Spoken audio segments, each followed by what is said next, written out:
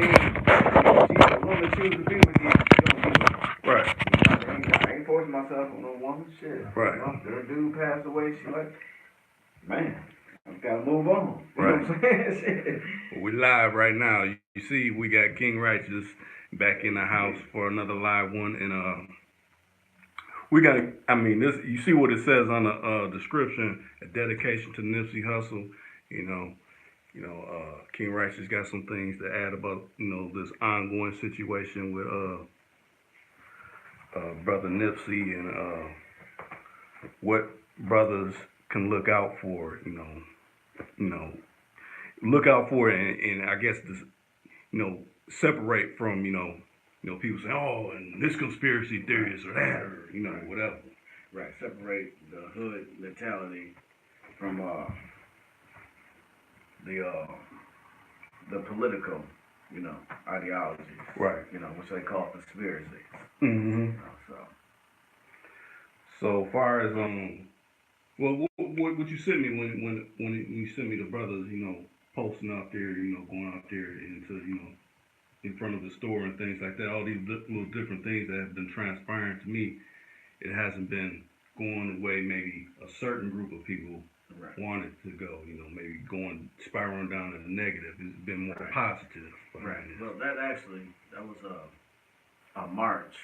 Well, the brothers, because after Nipsey passed, that was a march. They was unifying the gangs, mm-hmm. and they was going to his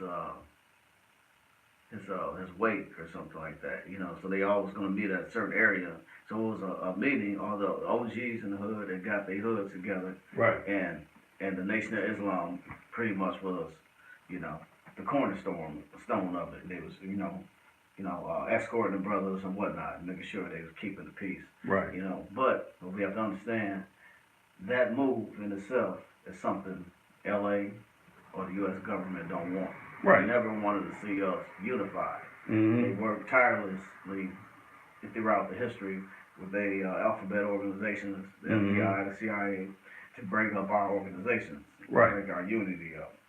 So by Nipsey going out the way he did, mm-hmm. that was another avenue, for us. He was almost became quote unquote a martyr. Right. You see what I'm saying? Mm-hmm. Now another avenue for us to come together. Right. Work for a bigger cause. Mm-hmm. Because, like you said, even after that untimely death of the brother, may rest in peace, that there was retaliations. Mm-hmm. And from what I heard from some sources, like one of the brothers of the nation was saying, the LAPD has these tactical forces. They have this things, that they want to put in motion. Right. And they haven't been able to do it because there haven't been any too much gang activity. Yeah, that's what I heard. Low. Yeah, it's been low. You know what I'm saying? So he's like, so what better way to kick something off than get a high profile brother who's from a certain area, mm-hmm. happen to be a Crip, right. You know what I'm saying? And then we can kick it off because mm-hmm. of this high profile individual. Right. And then so the brothers came out and they said, well, we can't just fall for that. We can't bite the bullet, or because they just throw a piece of meat out there and everybody bite on it, mm-hmm. So we have to take precautions and look at the whole picture, what I'm saying? Right. We got to gather this information before we can rush to judgment, mm-hmm. So so that's the gathering of the tribes, and trying to keep the peace, Right. Well, I want you to break it down. Seeing it, you've been a soldier, and right. You always will be a soldier. Oh, most definitely. The breakdown of how that whole situation went down, how they say, he was going to get some clothes for his partner that just got done doing, 20-odd years in the penitentiary, so he could, look good to see his people. Mm-hmm. So he left without a security team and went down to a store, and then that's when, he ran upon dude that he grew up with. Right. Well, I can't really speak for that side of things, right. or whatever. But from my own perspective, it's just like when you come from the hood, come from the gangs, right? And you got that hood mentality. Mm-hmm. It's like LA in particular. It's like it's so what you call it?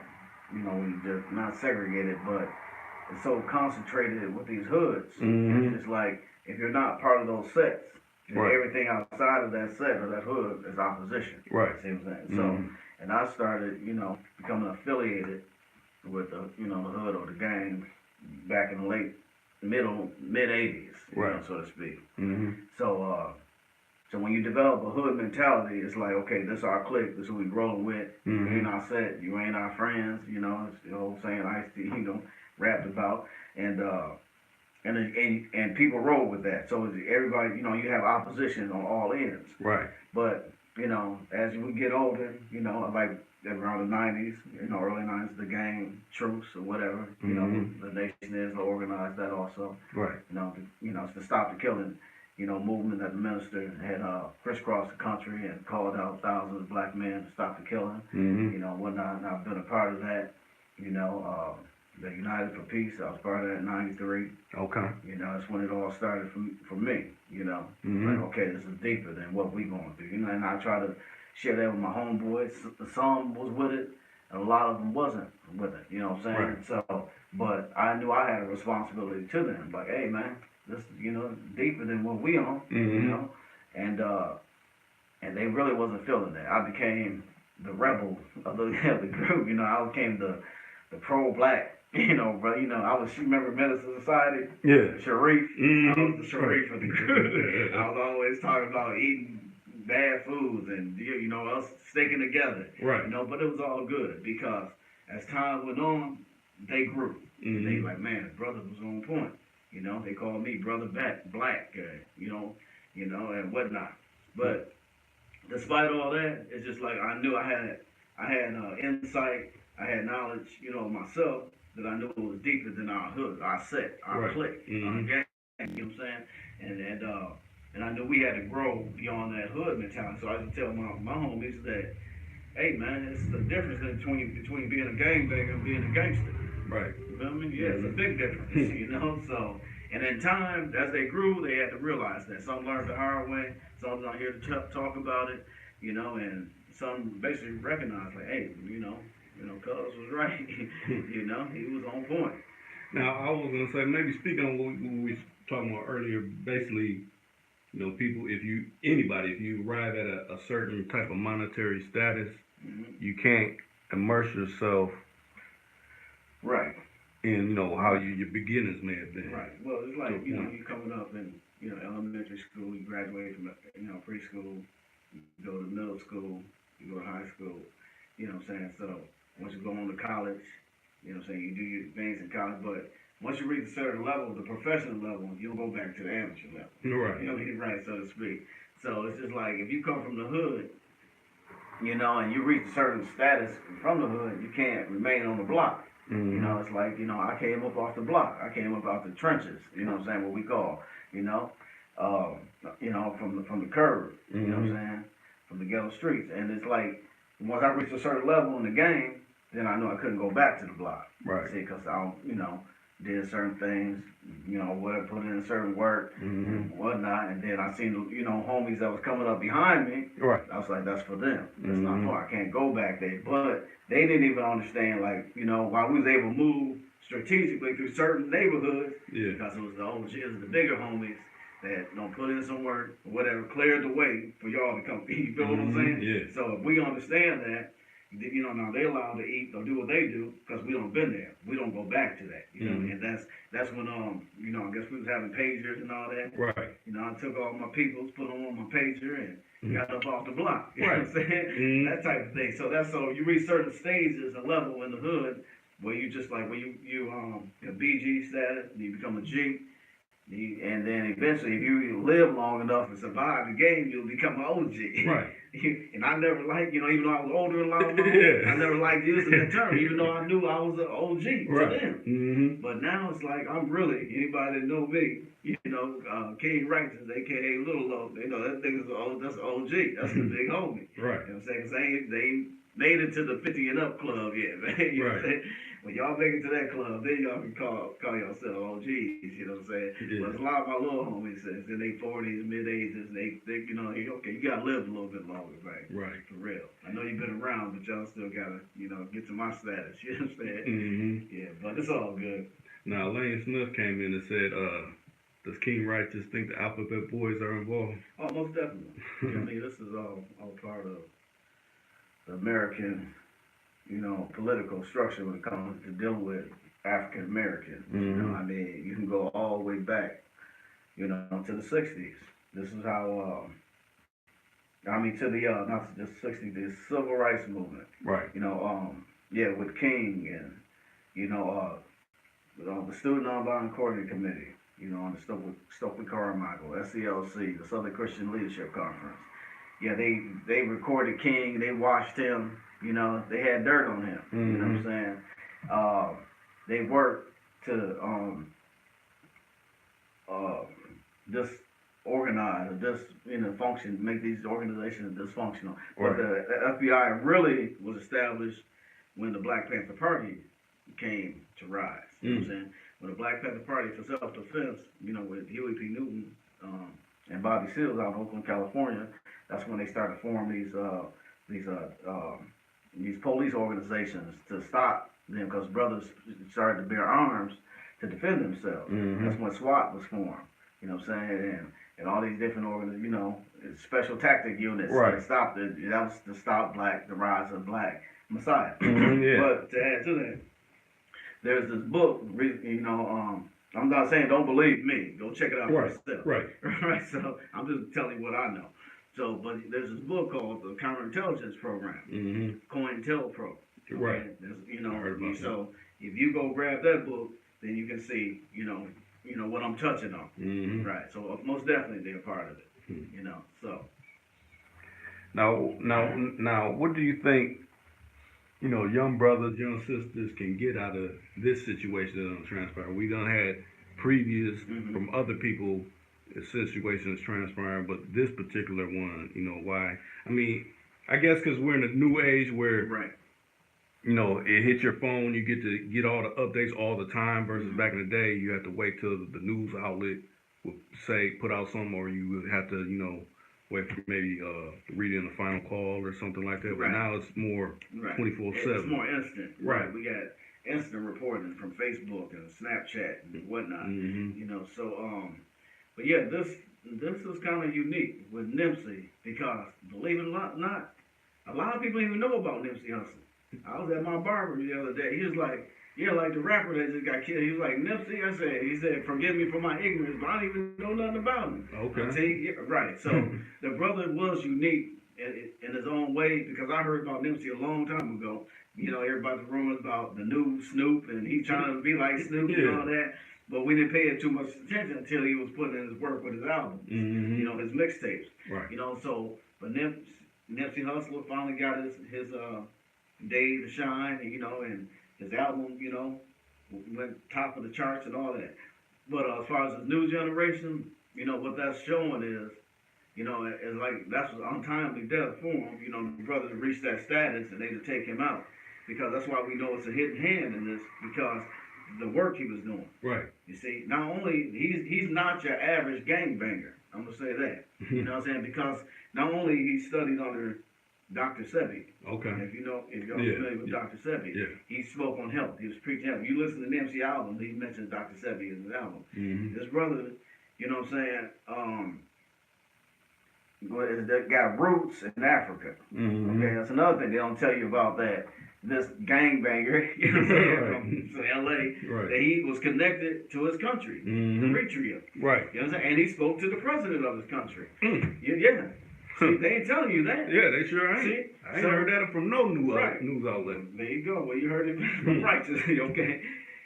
So, not only that, so he has roots on the continent, and he was trying to do something positive for his community. He bought up that area that he used to hustle on and establish businesses, and brothers that was coming out of prison that, you and I both know it's hard to get jobs if you're a felon. He was putting them to work. Right. Okay? So, and I don't know if he was, because, a convicted felon is not allowed to have arms or whatever, especially in California. Right. But I don't know if he was allowed to have security or, license or armed security. Yeah, armed security. Yeah. But he obviously didn't have that. Yeah, and that particular moment or whatever. Right. And I think from my perspective, he should have had security, Nipsey. He should have had, not only for himself, but for his his business. Yeah, it's business. So that's a one coming from the hood mentality. You got caught slipping in that sense. Yeah. So they say they had the paperwork on this brother, whatever this one, the dude that came up in his hood. So they say, that ones that can hurt you the most is ones that's closest to you. That's true. So someone closest to him was able to get to him. Right. You see? So, and really he shouldn't have been able to get touched, in his position. People shouldn't have had such an easy access to him. Now, do you think, because, it's trivial, people weigh in talking about, well, what had happened, dude came up and he's like, I don't want no, you a snitch and all this. Right. Do you think that level of him saying that could garner dude to do what he did? No, I don't believe that. Right. I think, like I said, it's a hidden agenda. Okay. There's something more to it than just, oh man, we got the paperwork on you, and man, you can't be around here. That's what they were saying. You can't, be up here, or I ain't messing with you. Right. Because I got paperwork on you. Mm-hmm. It's deep in there. He would be like, well, the average cat would be like, no, man, that ain't true. And well, defending himself. Right. Not someone's just gonna air you out. He's gonna be like, man, they know. He's gonna be like, man, they know, they hip to me now. Mm-hmm. So either. I gotta, but if you work, that's difficult, because if you work with them people, that can go either way. Yeah. Either they gonna get you, or they gonna throw you out to the wolves for your own people to get you. You feel me? Right. I already know that's how the enemy works. You know what I'm saying? It's like divide and conquer. This country always worked in divide and conquer when it came to dealing with us. Right. Okay. So yeah, I find when the operative is someone, but then they little clique. That's how they was able to get Fred Hampton and Mark Clark. From the Black Panthers in Chicago. Right. That's how they was able to infiltrate them, because they had informants. They had this agent that was an FBI agent, that he was amongst them. He was trained to be one of them, right. And he gave them the map of their house. And how the layout, the layout, exactly. So that's how they was able to get to him and kill him the way they did. They wasn't even able to defend themselves because they already had the layout of the house because of the informant. You feel me? Yes, a lot of people don't know that. Fred Hampton. Like I said, don't believe me, go look it up for yourself. It's in history, man. Right. It's been written. You know what I'm saying? So I'm just telling you about my little intense study that I've done in my lifetime and what I've learned. You know what I'm saying? But it's written, So yeah, so that's one case. The Black Panther Party, they used agents and informants from the East Coast chapter to the West Coast chapter to divide them. That's when they started. That was the first East-West Coast rift between us, was the Panthers. Wasn't no Tupac and Biggie. Right. Okay, that came later. Right. Okay, this was in the 60s. Okay, so, and that was on some revolutionary type shit. No problem in English, but hey, that's when it was real. When they was real bangers. Right. Okay, when they was banging against, we knew who the enemy was. Okay, we knew the police, all these fascist cops was in opposition to our ride. So that's what the Black Panther Party was up with. Defense was established for, to defend ourselves from racist, fascist policemen. You know what I'm saying? Who hated us just for the color of our skin and our existence. Okay? That's how real it was. So them was real bangers. Real talk. Now, Lane Smith came back. She said, they said he didn't tell his security that he was leaving. Well, like I said, he got caught slipping then. Now, he said he was a gangster, right? He's from the hood. Yeah. Okay. I mean, hey, let's keep it 100. Right. Yeah, he said, I'm, South Central, Slauson, and whatever hood they from. Right. Hey, I'm that. That's a gang mentality. Right. That's gangster stuff, what we call in the hood. Right. So anybody outside of that don't understand that. So if he got enemies or opposition, they gonna retaliate. They gonna retaliate on that alone. You know what I'm saying? So karma.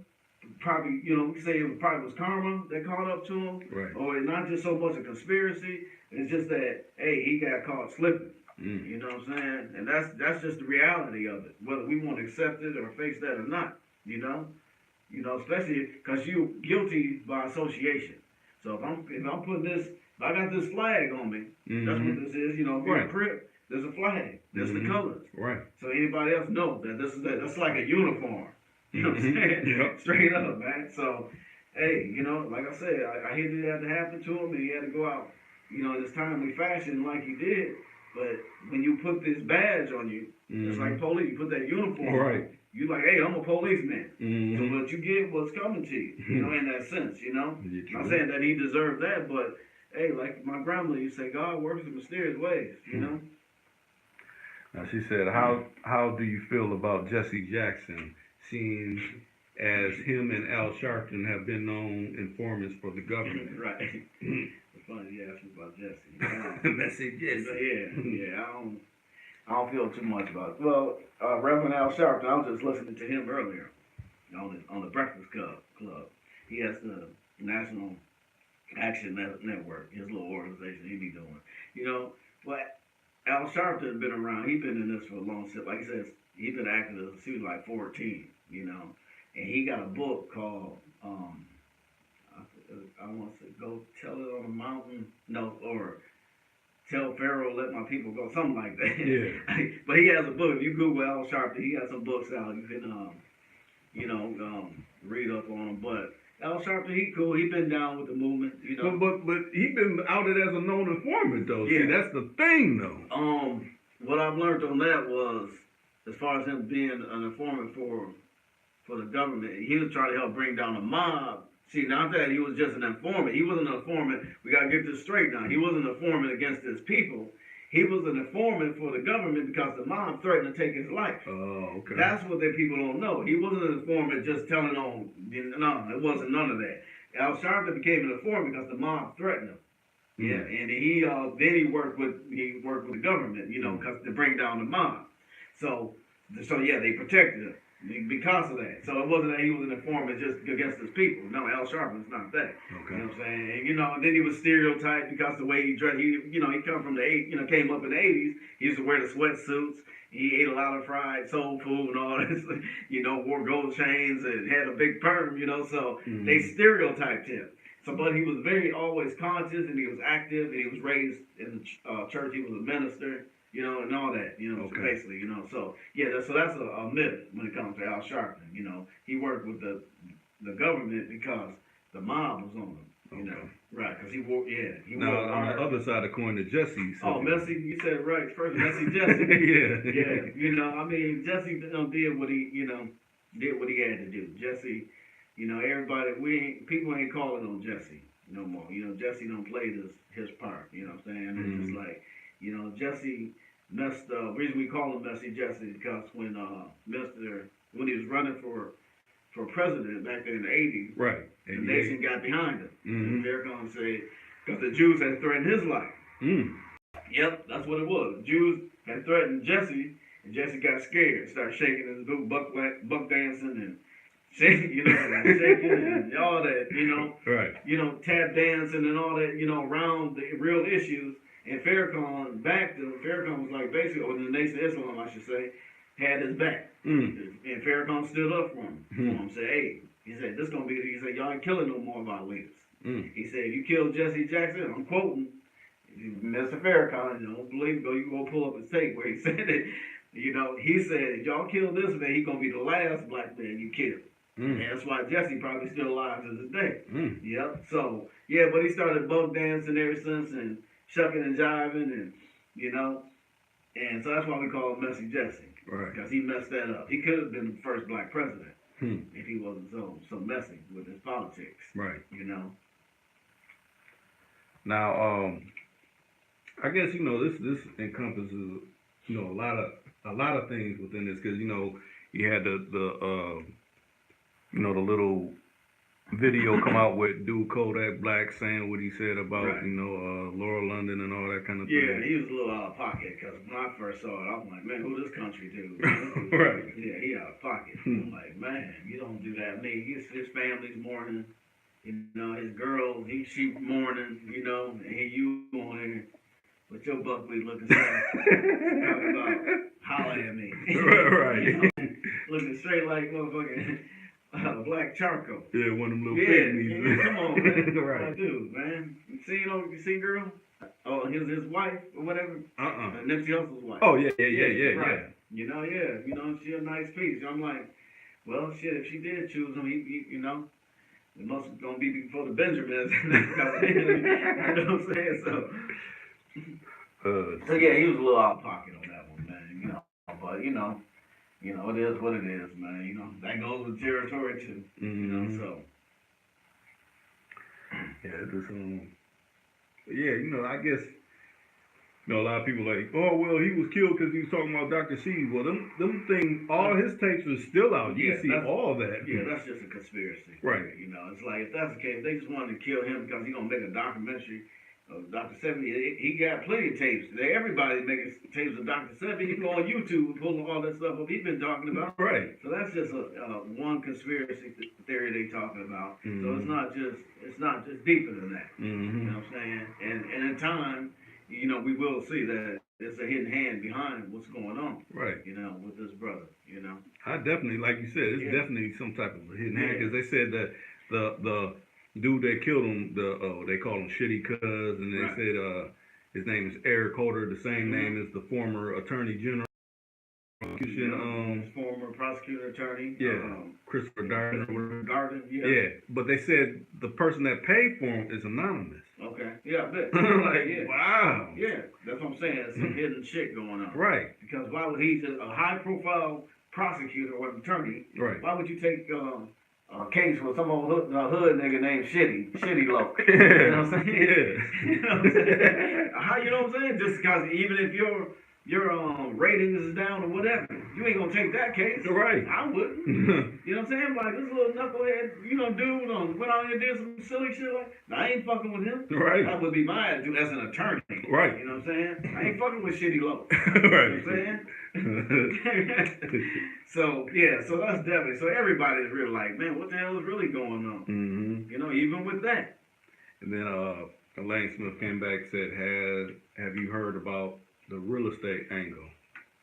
With Nipsey. Nipsey? Because his business partner was a bagel boy.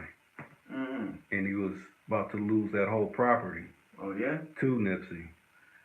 Okay. Yeah. So, yeah, that's the hidden hand. Yeah.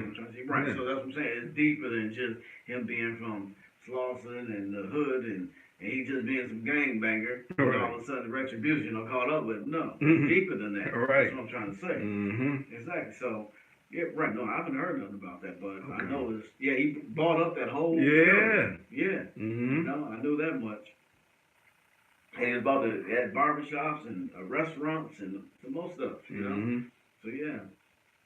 That's why it kind of makes me think of, in our town with Prince, how he owned all that property out there.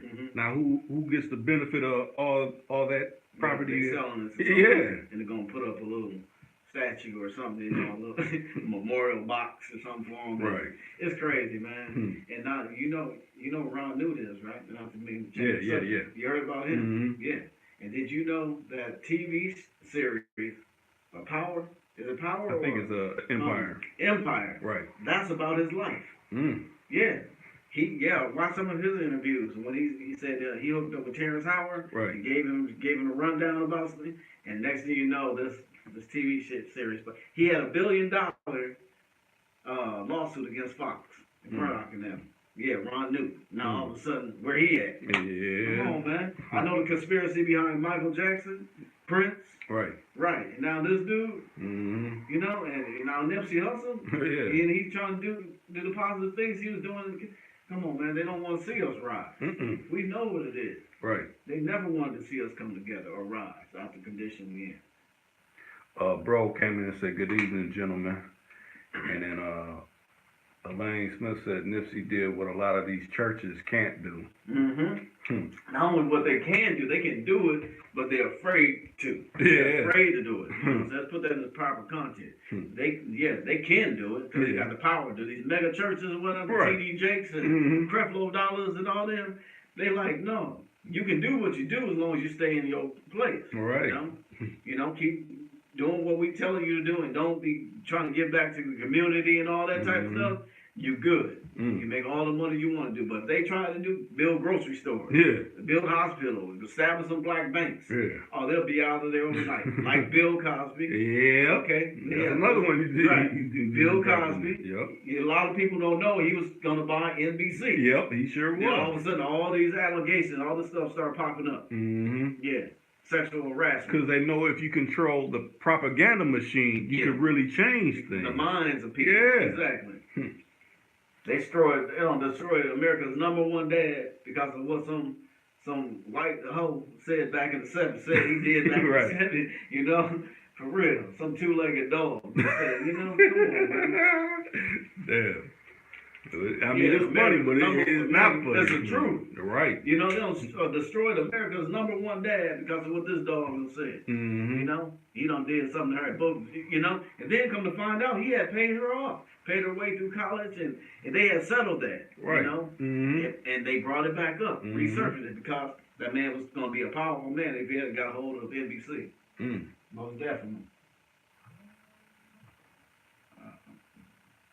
I was gonna say they said this came out recently about Bill Cosby. They said a lot of these allegations that came up after that. A lot of it he didn't know that he was paying for because you figure you got a team in place that takes care of certain legal actions and things like that. So to me, with them presenting that, it makes me think, well, maybe this is another way we could bring this case back to court because he didn't actually sign off on these particular things. Well, it's a big conspiracy anyway, because they was gonna let this man get a hold of his network. Yeah, if that was the case, no, it ain't happening.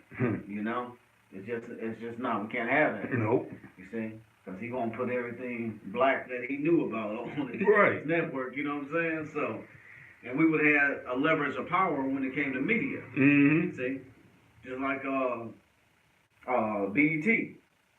Yeah, the black entertainment, that was Bob Johnson when he used to own that. Yeah, when he used to see a lot of people still think he owned it. No, he don't. Viacom owns that. He owned that and Apollo. So it's all what they're doing now, man. They're gentrifying these areas, these cities. They moving us out and moving the immigrants in. Okay. So what used to be black, like I was listening to his brother Claude Anderson. I don't know if you're familiar with him. He deals with black economics. Okay. He's been lecturing for years. But he's pretty intellectual and he's deep. When it comes to black economics. So anybody that's trying to rebuild their financial status, or like creating businesses and they get credit, listen to Claude Anderson. Yeah.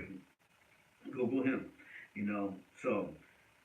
Man, and it's just like, he was just basically saying, that's how they destroying us, through economics, man. We the #1 consumers. Yes. You know what I'm saying? We ain't we don't own nothing. And it's just crazy, man. It's just so much going on when it comes to dealing with black folks. It's like, if we don't get our economics together, we're gonna be through. I mean, like, and he made one point, he said, like in Detroit, right? He said, in Detroit, Michigan, is 3% Arab, right? It's like 90% black in Detroit. Right. Arab own 90% of the businesses in Detroit. Right. I was like, dang, and it's man, just things of that nature. He was basically breaking down how Washington D.C. used to be chocolate city, and now it's all gentrified. New York, he said Harlem used to be black. Yeah. It ain't black no more. Just stuff of that nature. So we look into, like gentrification and, these politics and how they dealing with the African American or black folks. It's like, man, they trying to wipe us out. Right. Real talk. They really trying to, get rid of us, man. That's why we got to come together. Where black folks got, that's our last survival tactic. We got to unify. I don't care what you call yourself. You know what I'm saying? What we claim to be and what. If black folks as a people don't come stick together and develop some type of program plan for our future and our babies, it's that we done. Yeah, we done on all levels. So that's why I'm a strong supporter myself. I come from the ghetto, West Side Chicago, and raised in the hood and affiliated, gang, affiliated, whole associated, pimp dedicated, all that. I've been through all the channels, chambers, right. 36 chambers, right? You know what I'm saying? So, but I have evolved, mentally and spiritually that, hey, this is not just about me. Right. The world just don't revolve around me. My world used to revolve around my kids. Mm-hmm. You know what I'm saying? Like, oh, my kids, I did everything this for them, Right. But now it's deeper than that. Mm. You know what I'm saying? No, it's about not just my family, but my community, and not only that, our nation. We are the only people in this country that don't have a national flag. A national flag. And we don't have national representatives or statesmen. Right. We're the only people. So what is that telling you? If you study our history or our sojourn in this country, we've been here over 400 years. Right. Been subjected to a people, subjected under a flag, the red, white, and blue Star Spangled Banner. That represents our demise. Yeah, When America gave us independence, we was in chattel slavery. Okay? Right. When they gained it 1776 or when something like that. When they established this, right. We was in chattel slavery, While they was shooting off fireworks, we was the mules. Yeah, plowing the 40 acres. Right. You know what I'm saying? So come on now. And it's just like, so that's why, my faith, I stand on what I believe, I'm Islamic, you know what I'm saying? Strong supporter of the Nation of Islam, because that's the only independent entity, organization type, that I see in this country that's really know how to reform our people. You know what I'm saying? Help us become from a dead level to an upright level. As a nation, so to speak. You know what I'm saying? Because they don't transform all types of us, all that I don't mention. You know what I'm saying? They don't took us and made us upright, civilized people, and became, good husbands and wives, and taught us how to raise our children, and keep home, and you know what I'm saying? Just be the civilized people that we're really supposed to be. But since we're suffering from this post-traumatic slave, syndrome, right? We all messed up as people. You know what I'm saying? Right. So yeah, I definitely need, believe, we need more black nationalism. Also, not just some more, just religion, but we need more black nationalism where we become more conscious of our economic spending. Instead of spending our money outside of our community, we need to bring back the black resources, spend amongst ourselves, and support black businesses and whatnot. You feel what I'm saying? Right. So. Now, Lane Smith came in and said, it's true. Look at Detroit. Right now, they're rebuilding and trying to push the black people out. Yeah, most definitely. Yeah, man, I ain't making this stuff up. This is real in the field, man. Right. For real. All we gotta do is open our eyes. Black folks just gotta. And let me voice this. I mean, anybody that's sitting in this live stream, you throw your number up, and we'll take your calls. If you got anything you want to add to this particular conversation, you don't feel like trying to type it all out in the little chat area. Right. Just reach out and touch. Reach out and touch. Put your number up, and we'll hit your line, and you'll be on this. I think this is an important topic because the brother lost his life. Someone lost their daddy. Lost the man that was in their life. Son and all that, brother. Right, yeah. Child. So I mean, and this is mirrored out throughout the country. It ain't just him. Right. There's other brothers and sisters that most definitely. losing That's war. a good point. Even though Nipsey Hussle, lost his life, may rest in peace, like I said. But it's like, what about the other brothers and sisters, that was innocent, that didn't pull the trigger, that didn't have nothing to do with that they retaliated and went killed. Right. So ain't everybody gonna talk about that. We ain't gonna mourn their lives, right? But that's because he was a high profile, individual. That they like, well, okay, we're gonna put the spotlight on this brother. But there's brother. What about all the brothers in Chicago, Illinois? All right. Getting shot. On the constant. By the hundreds. You're right. Just, gang warfare is at an all-time high, at a peak, Mm-hmm. In Chicago, Illinois. And ain't nobody been brought to justice, or you ain't heard nothing about. No, because there's a hidden hand. Mm-hmm. See, we understand. It's not just these brothers out here killing each other. And what I've learned is Chicago, Illinois, they got cameras all over the place. Right. You see? You got the highest gun laws and everything. Right. And they ain't caught nobody when it comes to all these murders. I mean, people getting shot down, 30 to 40 people get shot at one time. But ain't nobody finding nobody. Ain't nobody been brought to justice and none of that. That's because it's a corrupt city. Corrupt police department. You know, and that's what the new mayor, you know, Chicago got a new mayor, right? You know, a sister. Yeah. And she claimed to bring in corruption in the Justice Department because she knows a lot of corruption. That's a mob city. You know, Chicago, Illinois, man. Ain't no mystery. So yeah, so she got her work cut out for her. Yeah. What's her name? Little I think Something Lightfoot. yeah, she got native roots. Ain't no Yeah. question. That's a native name. Yeah. Ain't no question. But a lot of us don't know we are indigenous people. We ain't just African. Right. Yeah, well, you know, our ancestors, forefathers descended from the continent, but our foremothers, you know, is from this land, this region. You know what I'm saying? I just found out my mother and my grandmother was a Chickasaw. Chickasaw natives. Okay. You know what I'm saying? Right. So I got that in my blood. Right. You know what I'm saying? So we just indigenous to this land like they are. You know what I'm saying? Like the natives, original natives. Because they were black. Right. You know? There was no like Indians. They look like us. Right. Real talk. You know? So but they don't want us to know that. Right. You Now know? as far as we say Chicago, what do you think about them dropping that case? And then case on Smollett? Yeah. I mean, hey, like the who was I listening to? I listened to somebody this morning about they was talking about her dropping that case because she knew that they probably couldn't win it because she's a state prosecutor. Yeah. You know, and she was like, well, we ain't got enough evidence to really, you know, to say like, yeah, he made this up or whatnot. So she dropped it. And then, I think it was Al Sharpton. Yeah, Al Sharpton on the Breakfast Club. He had stated that he called Ronald Emanuel, the last mayor, called him a hypocrite because after she dropped the case, he came out and attacked her. You know, about that. That's why they try to sue him and make him pay $130,000 for them investigating and all that. You know, which don't make no sense at all. But then Al Sharpton was like, you didn't do that. You know, when that police shot, when he shot that brother 6 times. Yeah. You know what I'm saying? Right. When he shot him 6 times, and actually you held the tape for like a year until you got elected. Right. I'm quoting Al Sharpton. He said, until he got elected to become mayor, then it resurfaced.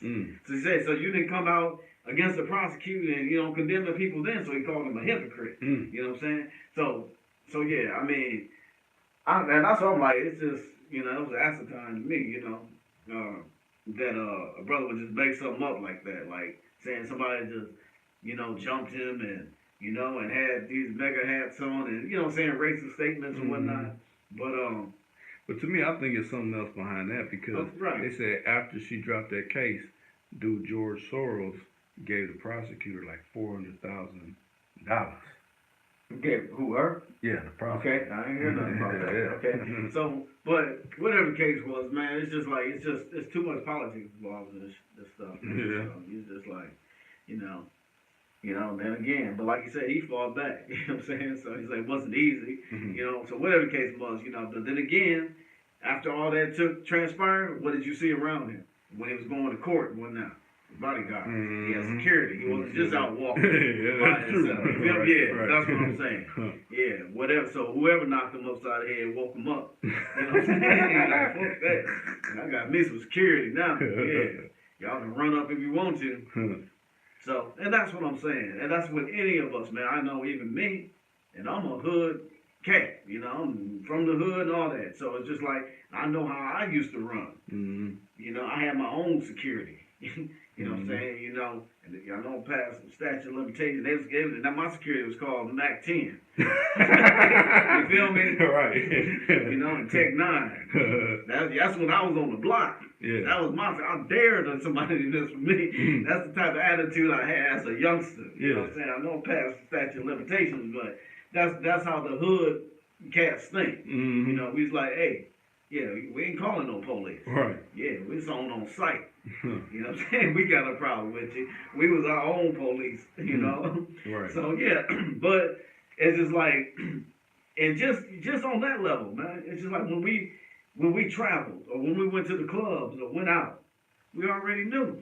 We knew that, hey, it's our boys, our homies. That was our security. Right. You know what I'm saying? So when it was on, it was on. That was what I was saying. It was on and popping. Right. Okay, so It wasn't, police came after the fact. You know what I'm saying? Right. Right after the smoke cleared. You feel me? So in saying that, that's like if we were to attain some wealth or reach a certain level or status in society, we can't roll the same. That's just common sense. Common sense. You know what I'm saying? Even Donald Trump rolls different than he did before he became president. Right. You feel what I'm saying? So even though he was a millionaire, he didn't roll like he rolled now. He's the president, so he got extra double security. He got secret agents now. He didn't have secret agents. He probably had security, but he didn't have secret agents. Right. You feel me? So he had to even step his game up. He had to step his security game up when he became president. You know? He got the military behind him now. You feel me? Yeah. So even with so we can't roll like we been rolling if we reach certain levels in life. I think Nipsey it's just unfortunate he just got caught the way he got caught. You know what I'm saying? If anybody out there got any things they want to add to the comments, it seems like Elaine Smith been speaking a lot on this particular subject. Showing so many people out there so far. You gotta add anything you want to call in. Like I said, throw your number up. I hit your line, and you could add to this particular topic any way you want to add to it. Right.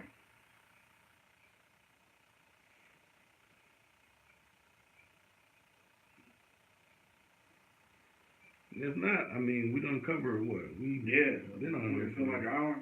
Yeah, we've been on here for some time now, about close to.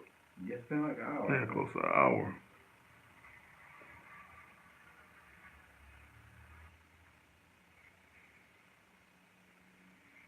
Yeah, other than that, to me, like I said, we get updates on the hour, even less an hour. I'm just wondering what other little things will be added to this particular situation in the coming days. It's far from being next day's news. They're gonna still be talking about this. Oh, most definitely. How long we been on? Like an hour? 47 minutes. Okay. But like I said, if y'all done. So you got any more questions? Yeah, you got any? Me? Many? Right. Let me think. Yeah, we covered a lot on that topic. I figured he was a young brother. He was born in 85, so he's like 33. Yeah. So, I mean, I guess for his time that he spent on Earth, he kind of accomplished a lot of things. A lot. Yeah. From that time to now, he definitely accomplished it. So that itself should be an example to the younger brothers. You can accomplish what you want if you put your mind to it. Right. You know what I'm saying? He makes a statement like that in one of his raps. He said he sends a certain energy into the air, and things appear. You know? Right, so. Okay, Elaine Smith said, talk about Chicago. How do you feel about R. Kelly? I mean, R. Kelly, he is an old man. Yeah. I can't knock R. Kelly, man. It's just like, R. Kelly is basically like,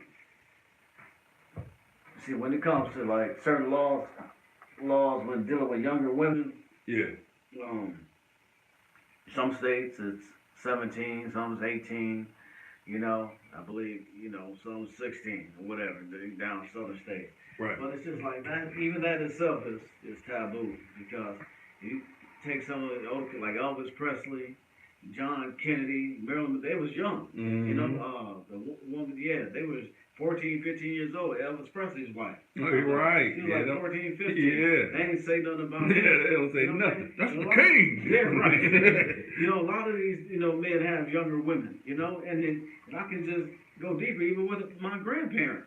If we go with our grandparents in the black family, not only, and I ain't condoning this, incest was a norm, because we didn't make it that way. It was basically because of slavery. They broke our family up. We didn't even know if we were with our, cousins or uncles or anything. Like that, right. That's because we was all broke up. And saying that, it wasn't a crime for an older man to have a younger woman. Whether she was 13 or 14 years old, because a lot of our grandparents had children when they was 14 and 15. Right. That's when they started having babies. So that wasn't a crime. It's just when these white folks start making up these new laws and to protect themselves and to protect their women. That's when it becomes a crime. Right. See, but when it was us just dealing with us, nobody was saying nothing. Right.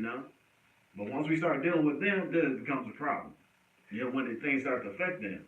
I like how Paul Mooney said it. He said, the reason why they made bigamy is because he said, break down the word bigamy. I don't want you bigger than me. Having so many women on your team. It's like you're pushing someone out because they can't get a certain amount of women. Because you're basically garnering the market on that particular area. Right.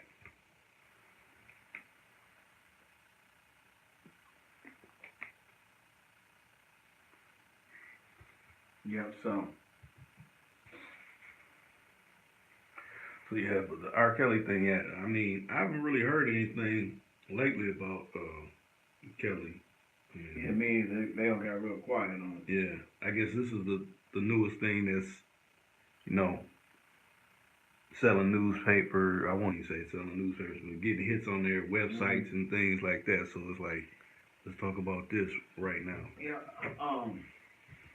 Yeah, I really don't like that they, hating on R. Kelly. You know what I'm saying? Because it really, and I think he owns a lot of his royalties and stuff too. That's what I found out. He don't own his royalties. It's master, something like that. He owns. There's something going on where they just really like trying to stop him from, making money. Yeah, because he wanted to do a show over in Dubai, and they kind of basically put a halt on that. Yeah, so they trying to stop him from eating, man. So I'm like, hey, R. Kelly. When I think about R. Kelly, my babies was probably born during R. Kelly. You know what I'm saying? That's all I can say about that. I had three. What's up, Mia Garcia chimed in. She said hi. Hey, what's happening? Let's see, I'll let you see if you got Hi. I see her down in the corner. Where?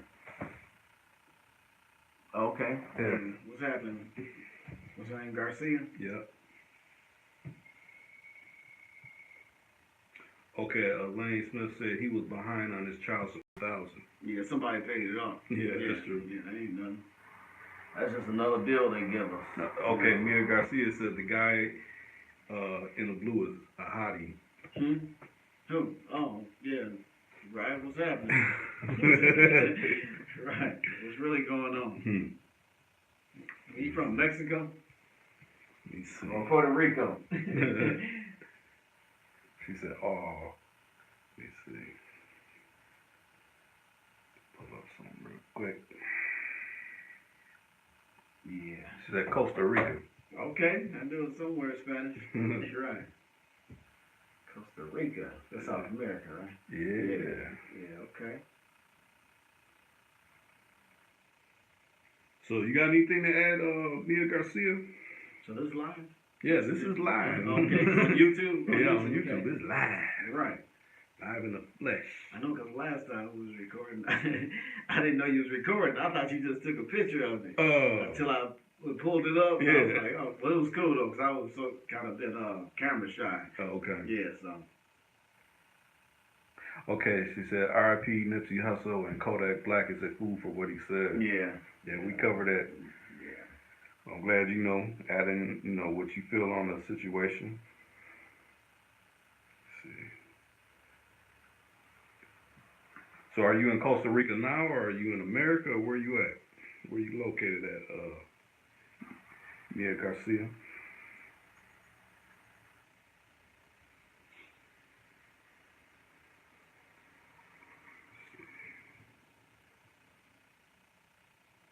Hey, and like I said, I know it's a lot of people building up in here. If you got something to say, post your comment. We'll cover it. For a second, we was about to go out, but I see I guess people starting to get notifications for this actual live, so now it's starting to be more people coming in. Right. They tend to hate on my channel, man. Let's send the stuff out slow. Let's see here.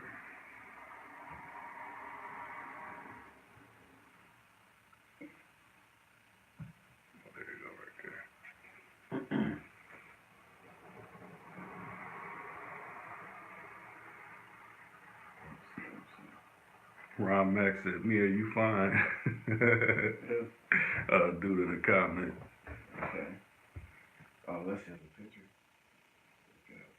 Yeah, that's right there. Okay. Wow, I don't think it will get no bigger. Yeah, she's cute. But yeah.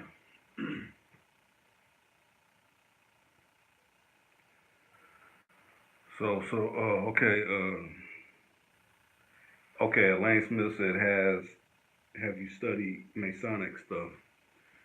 No, not really. But that's just a secret, secret society. The Masons, the Shriners, Elks. that's the female. But that's the Eastern Star. Eastern Star. Yeah.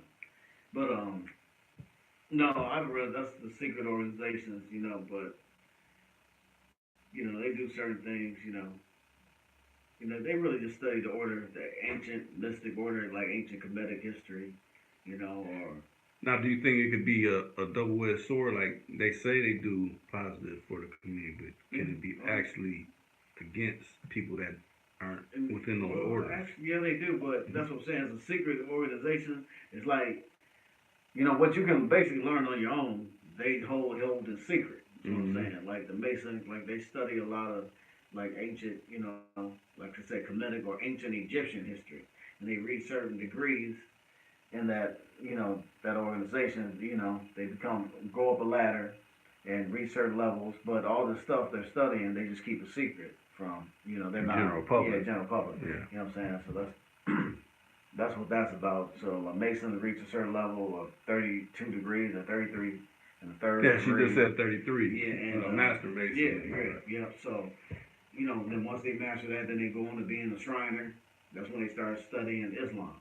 A lot of people, right? That's what the Shriners are. That's why you see they got their symbol is a sword. If you pull up the symbol of the Shriner, right? It's a pharaoh. Yep, it's the sword, a pharaoh, and a crescent and a star. But yeah, the crescent and star. Yep, it's turned. The crescent, the star is turned upside down, and they got the pharaoh and the sword.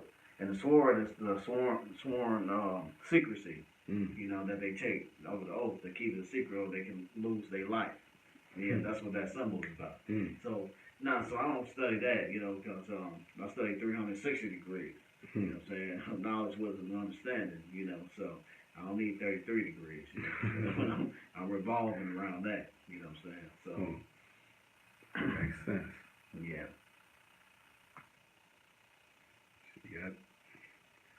Okay, man, Lane Smith been the number one up in here. I mean, Mia Garcia been saying a couple things. You just, basically digging how you look at it. So how you look at it. She's shooting her shot at you. Right. Well, you shoot a number in there. Right. Matter of fact, if you want to call in, Mia Garcia, throw your number up. I'll take it away when nobody see it. Yeah, that's right. You get to get in personal with King RYCHUS. Right. On whatever. On life. Life on right. Right. Let me get you that passport up here. You know what I'm saying? Right. Get you that green card. Right. From the figure, you already you wearing the blue and everything. Right. So, I mean, you must be down with the move. Oh yeah, most definitely. No question. Ain't no mister. Yeah, and add to that, that's what the shirt really represents. If y'all see the little design up here, that's really like the material of a flag, of the handkerchief, the blue handkerchief, which a lot of the Crips, which they have, which is their flag. The blue handkerchiefs for the Crips, the red handkerchiefs for the Bloods, and that, so this is just out of condolences, for not only the Crips but Nipsey Hussle, because that's what he represents. So that's why I put this on the blue. Now, Lane Smith said, do you feel Obama was a puppet? Did he make a change, or did he really make a change? Well, Obama, he was, he was selected before we elected him. You know what I'm saying? So he definitely was selected to hold that position of office. And but there was a statement that the Jews have made, the Jewish people, you know, the so-called Jews, I was saying, and made that he's the first Jewish president. He wasn't the first black president. He was the first Jewish president, you know, because he was elected or selected to run hold their agenda. You know what I'm saying? To run their agenda. You know, so he made a lot of changes for other folks, but he didn't make no changes for black folks. Right, that's right. So, yeah, we know that. It's on the record, you know, so you can look into that. You know, Right. He did a lot for the gay community, you know what I'm saying? The Jewish community. Right. Every community but, everybody got a stimulus package but us. Right. You know what I'm saying? So, you know, I ain't really no politician, so, but I call it like I see it. You know, and he's the first African American. His daddy was African, his mama was Caucasian. So he's the first African American president, not the first black president. Right. Bill, I think he had that title. Bill Slick Willie. He said he was the first black president. But see, I got a bone to pick with Bill, because, you know, with him and his wife, when they went to Haiti, and what happened to all them houses they was gonna build. I know, I think that's why I call him Slick Willie. Right. I know he was on bullshit. Yeah, the Clintons really, you know, was on some BS. So nah, we already know. If you blind, deaf, and dumb, just call him a black president. Clinton. Right. You know, so yeah, we already know they was on some BS. You know, so. You see, Richie said, "What's good, people?" Lane Smith says, "Seeing you guys are in Minneapolis, do you think Keith Ellison has been bought yet, or is he still for the people?" For what people? He ain't for black people. He for Keith Ellison. He for the Muslims. He for them. When I say the Muslims, he's for the Somalians. Yeah, once he the first Muslim and all that, but he works more with the Somali community than he works with blacks. Yeah, and I know Keith personally. You know, I knew Keith when he was in college. You know, he used to be, you know, as light as he used to be blacker. Okay, I'm gonna say that. She said, "Damn." Yeah. And we used to be a part of the Africana Student Culture Center. He was very outspoken. Okay. You know, and I think, he was Muslim. He was a Muslim back then. You know, but once he got out of college, he became an attorney and whatnot. But he manipulated a lot of brothers in the community, but he doesn't really work with the black community. He works more with the Somalian community, because we have a larger Somalian community here in the state than we do the black community. Right. You know. So that's where he sides more with them, you know, than he does, you know, with our community. Because our community is still in shambles, you know. Right. And he, you know, working to get all types of stuff passed for the Somalian community. So, yeah, he was bought and sold down the river. You know what I'm saying? Straight up. Richie came and said, "This time last week, things just was coming out in the news. It's crazy. I wish I had a time machine." Or that exists. Right. Okay. I want to add on to that too, because I can start about something else about Keith Ellison. Okay. And if a lot of people don't know, Keith Ellison used to be in the Nation of Islam. Okay. A lot of people don't know that. I'll show you. Yeah. Right. So it's facts. You know, it's not something I'm making up. Right. I used to soldier with the brother. You know what I'm saying? When I was, you know, in the fold. You know, when I was going through my transformation. Right. You know, so we was I got pictures of me and Keith Ellison side by side. So, but he turned on, you know, our leader, Mr. Farrakhan. Yeah. Hey, I didn't know that. He had to denounce Farrakhan in order to get the position he's in. Yeah. They even made sure he denounced Farrakhan. And he was like, yeah, that was just a thing in my past. Oh.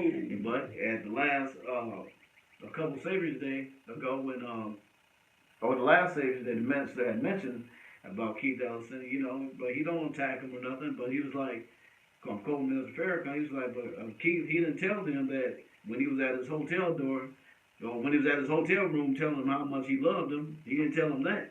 You know what I'm saying? You know, but he'd go behind closed doors and tell him how much I like you, you know, but when you're dealing with these people, you know, in order to keep your position, you Right. gotta play the game. Mm-hmm. And that's what Keith is doing. He's playing the game. Mm. You feel me? So, Yeah. but he's Attorney General now. The boy done moved up. Yeah. I ain't can't knock his hustle. You know, like I said, I remember when he was in college. You know, so it's real. It's definitely real. That transpired. I didn't know all that. How you said you had to denounce and everything. Yeah, man. Man. Yeah. So, but yeah, what Richie said about it was just coming out last Sunday about Nipsey, and now it's we done got a week away from it now. What was just coming out?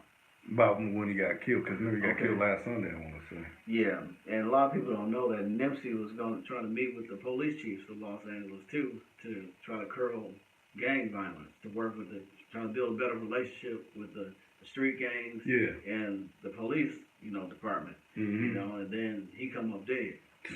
So, come on, you tell me, I mean, the government always, been in cahoots, when it came to dealing with us. You know what I'm saying? So, I won't put it past them. But like I said, when more information come out, I'm definitely going to be up on it. The minister said, he didn't speak much on it, but he said he will speak to the family and speak on it later. And I'm pretty, the Nation of Islam Research Department, they're going to gather all the facts. Right.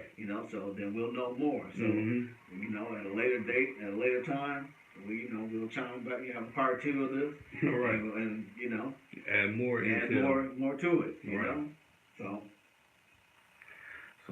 I know people been coming in, but it's starting to slow down a little bit. I'm gonna give y'all another, 5-10 minutes to, add whatever you want to add, and we're gonna sign out. Over hours now. Yeah, we've been 66 minutes. Right. So, been getting a healthy dose of King Righteous. You always have something to put on your mind to go research. It ain't like, oh, just listen to me and that's it. No, go seek out this intel. Yeah, I know everything. Right. You know what I'm saying? Nah, I learned a little bit of study about this in my life, Maybe say something about that. Be wary about those types that, like, no, just listen what I'm saying and everybody else ain't talking about nothing. You can't take nothing on face value in this world. You always got to research, to study, show yourself approved. That's what the scriptures say, Any of y'all that read the Bible says, study to show thyself approved. You know what I'm saying? And history is best qualified to reward one's research.